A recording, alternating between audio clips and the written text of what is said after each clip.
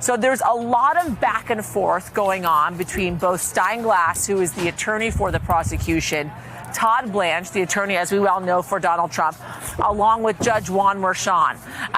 We're watching what's happening in the courtroom right now. And again, Merchan usually is kind of weighing in as to what is admissible and what is not admissible after all of the evidence is laid out. One more thing that I do want to talk about, which is the Access Hollywood tape. The transcript of the Access Hollywood tape will, in fact, be admissible. However, they will not play the Access Hollywood tape, guys. Okay, Yasmin, thank you. And stand by. Maya, what do you make of what's happening this morning?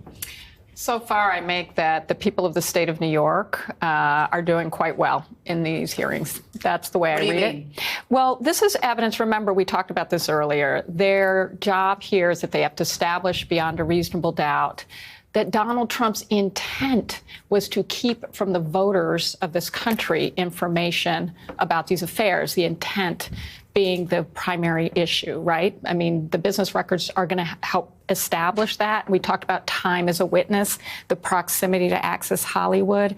You know, we're hearing about Hope Hicks, Kellyanne Conway, the fact that they may be, one of the things I saw in the tweet of someone in the courtroom, Norm Eisen, was that the discussion from the prosecution is that as witnesses, they were going to help establish that the state of mind of Donald Trump and the campaign was that this was damaging to them. This is in the same proximity of time that they're doing the catch and kill scheme that is underlying what jurors are going to hear about in terms of why business records were falsified.